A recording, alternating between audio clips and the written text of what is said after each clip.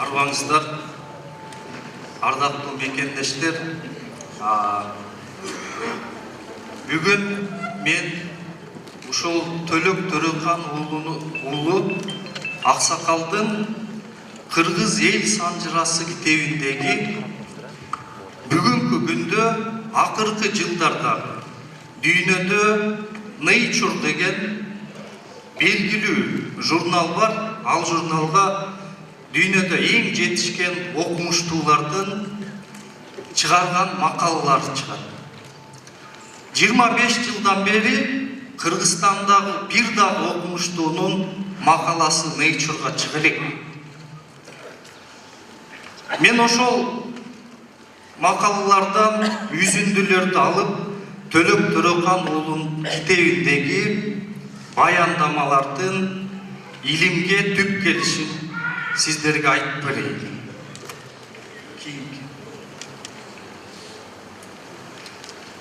Бүгүн Кыргызстанда ДНК илими дүйнөдө популяциялык генетика деген илим бар. Мен ошол Америкадагы Family Tree DNA деген лабораториянын кыргыздар боюнча администратор болом. Мына ошол жерде 112 киши, бүгүнкү күндө 112 кыргыз жигиттеринин ДНКсы чогулган.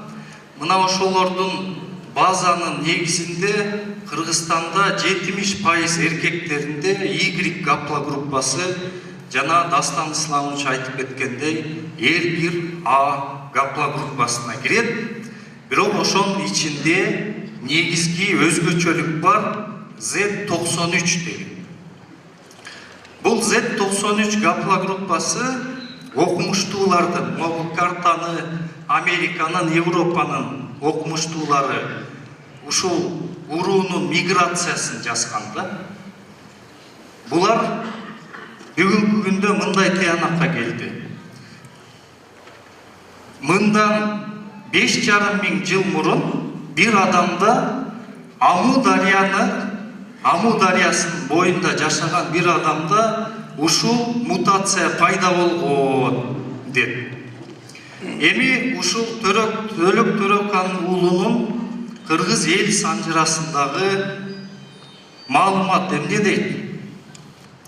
Ал жерде айтат, ушу топон суудан кийин дейт, түрк, түтөк мына ушул Аму дарыянын боюнда жашаган экен. Түтөктүн Ыстам деген баласы ушул кыргыздардын ата теги болот экен. Мына ошодон кыргыз эли тарайт. Мына ушул Ыстам жана анын балдары Аму дарыя, Сыр дарыясынын боюнан Уралга, азыркы түштүк Урал, бул Челябинск облусу да бүгүн Россияда. Мына ошол жака көчүшкөндүгү жөнүндө Кыргыз эл санжырасында Төлөк Төрөкан уулу байма-бай айтып берет. Эмне себептен көчкөнү, кандай себептер болгон. Бүгүн ошол нерсени ДНК илими тактап жатат. Чындыгында эле кыргыздардын ата-бабалары ошол Аму дарыя, Сыр дарыянын боюнан мындан 4700 жыл мурун Уралга, түштүк Уралга, Волгага, Эдил жана Уралдын тоолоруна көчкөн жөнүндө айтып атат. Мына бул жерде көрсөтүп тургандай, көрдүңөр, миграция ошол Z93, анан Z21, 25 деген. Биздин кыргыздар бүгүнкү күндө бардык кыргыздар ала тоодогу 4700 жылда чындыгында эле бир атага кошулат экен да, ДНК боюнча. Мына ушул Аму дарыянын боюнан түндүктү көчкөндөр мына кыргыздардын ата тектери экен, ошо Уралды көчкөндөр. Ал эми түштүктү көздөй көчкөндөр булар жакынкы чыгыштагы цивилизацияларды түзгөндөр. Ошо биздин аталарыбыздын бир туугандары да, мындайча айтканда, кийинки. Мына могул санжыра дарак. Бул санжыра даракты ошол Европанын, Американын окумуштуулары ДНКларды изилдөөнүн негизинде жасаган да. Бул жерде карасаңыздар, ошол R1A гаплогруппасынан тараган элдер жазылган.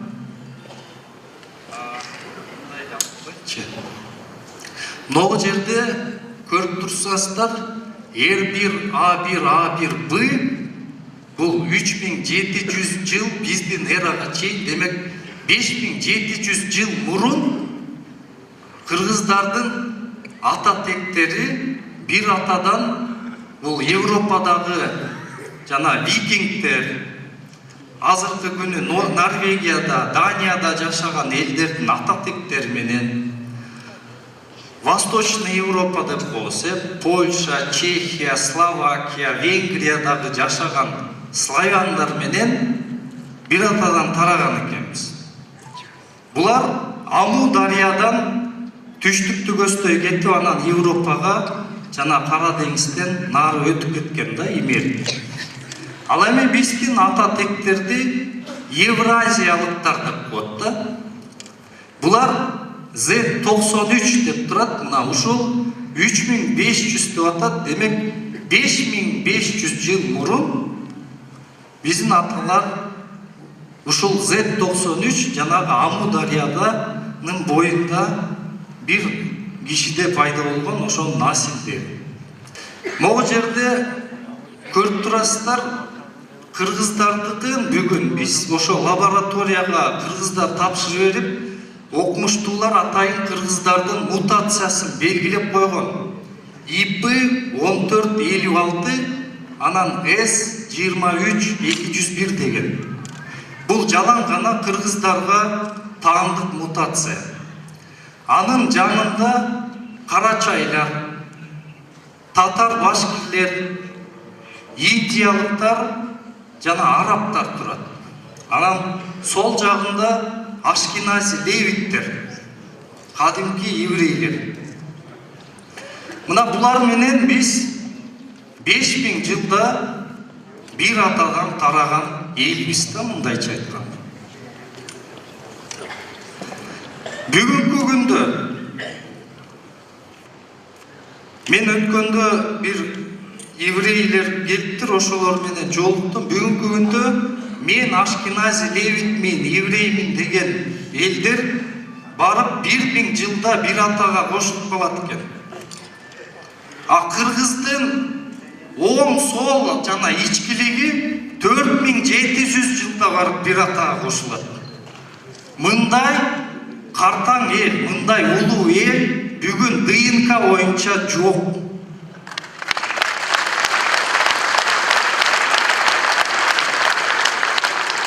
Бүгүн илим эмнени далилдеп атат?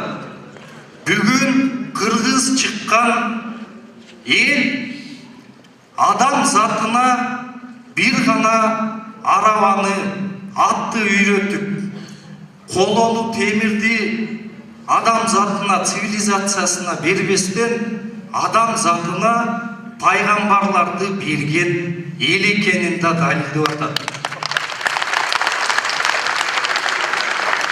Мына ашкенази левит дейбиз. Левиттерден аталган Муса пайгамбар ушул левиттерден чыгат. Аталган Давид, Сулайман пайгамбар ушул левиттерден чыгат. Арабтарды айтабыз. Бүгүнкү күндө арабтар өздөрү таң калып атат. Кантип биз ДНК тапшырсак, бир арабтардын 10-15% ушул гаплогруппадан чыгат да. Анан эң негизгиси, Мухаммед пайгамбар чыккан Курейш уруусунун дагы өкүлдөрү мына ушул уруудан болот. Демек бул уруу эмне үчүн улуу экенин Төлөк Төрехан аксакал кыргыз эл санжырасында жазып атат. Нух пайгамбардын жада ташы болгон экен. Ошол жада ташка кандайдыр бир ооматы бар таш экен. Ошол таш кийин Яфет баласынан калып отуруп Түрккө калган экен. Түрк башка балдарына бардыгына ыра көрбөй, кыргыздын атасы болгон Жаба мийге ошо жада ташты калтырып кеткен экен. Ошол жада таштын жардамы менен кыргыздар аба ырайы менен башкарган экен. Жаан жаадырып, шамал айдатып, кар жаадырып, ошол жада ташты иштетип. Кыргыз эли байыртадан ошол Нух пайгамбардын батасын алган улуу эл экен бул. Ошол Жаба мийдин баласынын аты Ыстам экен. Ыстам деп айтып койгонун себеби ыш там. Эң биринчи түрктүн балдарынын арасынан там салган ушу Ыстам экен. Ошондуктан анын атын Ыстам деп койгон экен. Мен жанагы айттым, булар Аму дарыядан Уралга көчкөн деп. Ошол Уралга барганда мына бүгүн Аркайым деген шаар комплекси 87-жылдары ачылган.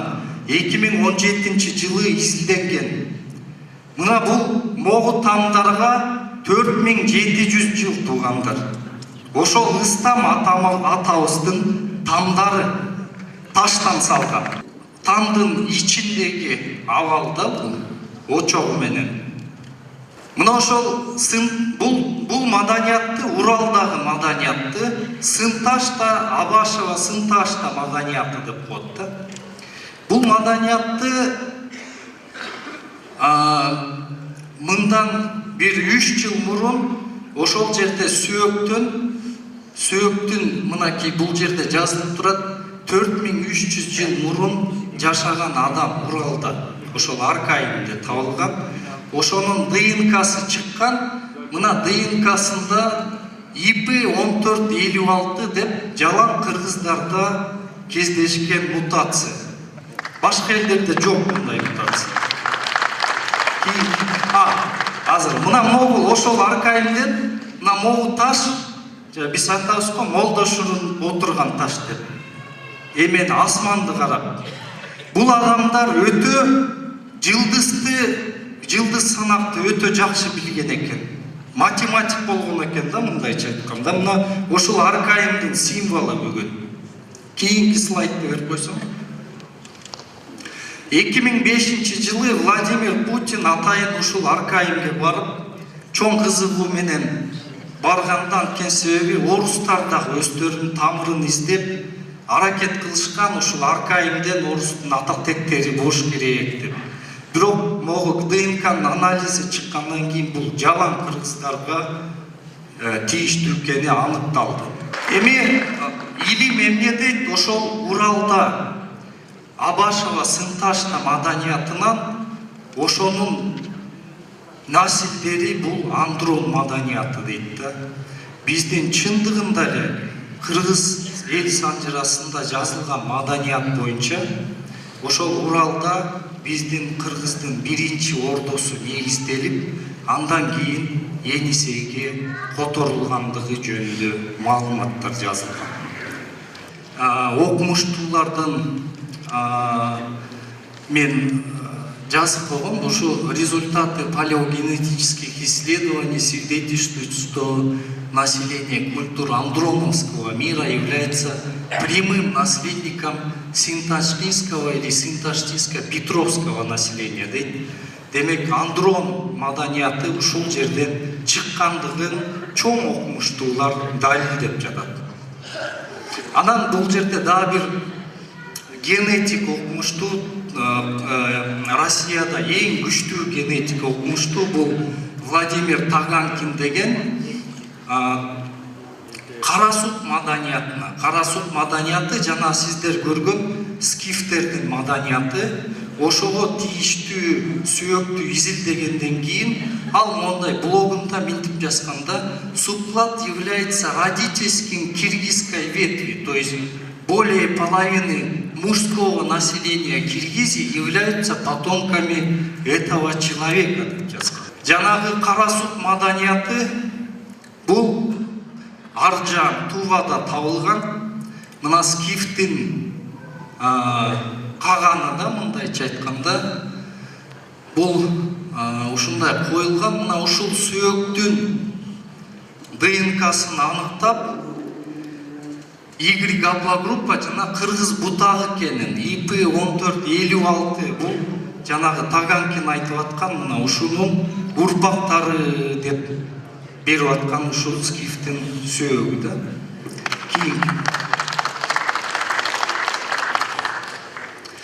Эми ушул китепте Төлөк Төрөкан айтат: Эдил, Энесай, Эдил арасы дейт, Кыргыздын жери. Энесай, Эдил арасы, Уралдан баштап Енисейге чейинки. Ошол жерде Уралды айттым, Тува, Енисей жакты айттым, анан орто жагын бул Орто Тоо деп коет экен бул китептечи. Орто жакта бүгүн Казакстанда ошол Енисейге жетпей Каркаралинск деп коет, Каркаралы деген жер бар, тоолуу аймак. Ошол аймактан мондай сактардын сөөктөрү табылган да, биздин коюлган. Мына ошол бул Казакстандын музейинде турат, курган Каркарали.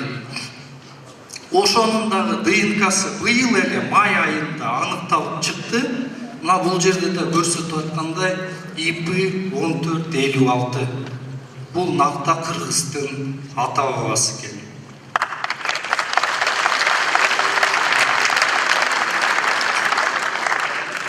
Бизде тарыхчылар арасында өтө чоң мындай дискуссия болуп келген да, кыргыздар бияка Таншанга 15-кылымда, 16-кылымда көчүп келген, же көчүп келген эмес, мурун эле болгон деген. Мына ошондой спорлорго эми жокко чыгарып, мына могул сөөк 3 курбу. Бул деген мындан 1629-1701 жыл мурун гундардын дооруна тийиштүү деп айтылган эме бар. Мына ошол бизде бул Ысык көлдө эле табылган, жанагы жамбашты койгон экен да, куймулчакты кошо койгон экен. Мына ошол маданияттагы дагы ДНК-сын майда алып чыкты. Бул дагы чыныгы эле кыргыздыкы S23592 жана IP1456. То есть Кыргызстанда, Тянь-Шаньда, Ысык көлдө байыртадан эле кыргыздардын ата тектери жашаган деген далил. Эми бул кан күйүлөргө тийиштүү Коңур Төбө деген жери бул Казакстандын батыш түштүгү болуп калат. Ошол жокта илгери кан күй деген элдер болгон. Биз кыргыздар болсо канды дейбиз, канды дейбиз, ар кандай айта беребиз. Мына ошолордун сөөктөрүн дагы быйыл текшерип чыкты. Алардыкы дагы мына S23592 нап-нак Кыргыздын таптаза урпактары. Кийинки эмени берсеңер слайдты. Эми көптөгөн багы спорлор болгондо бизде бүгүнкү күнгө чейин хуннулар ким деген суроого аларга жазганда бул ираноязычные племена депчи ошо жок болуп кеткен да. Эми элестетсеңиздер, ушул аймакта бир дагы эл калдыбы ираноязычный? Эгер болсо ошондой. Мына хуннулардын аристократиясынын ДНК-сы дагы быйыл чыкты. Бул дагы таптаза кыргыздын ДНК-сы да. Мен по секрету эле айтып коеюн, азыр ушул хуннуларга тийиштүү ДНК көбүнчөсү бул маркерлер көбүнчөсү ичкилик кыргыздарга көбүрөөк да, ошол хуннуларга тийиштүү аристократиясында бар ДНК. Бизде дагы чоң спорлор болгон. Усундар бул кыргыздардын ата тектери болгонбу же болгон эмеспи? Булар кимдер деген. Мына усундарга тийиштүү бул Алматынын түштүк чыгыш жагындагы Турген курган дөбө маданиятынан ошол жерден алынган сүйөктөргө тийиштүү ошо усун дооруна усундарга деп айтылат. Бул 2274 жыл мурун жашаган инсандын сөөгүнөн алган ДНК экен. Бул дагы Z93 звездочка да. Бул көбүнесеси бул дагы биздин ичкилик кыргыздарда көбүрөөк кездешкен ген. Бул дагы накта кыргыздын гени.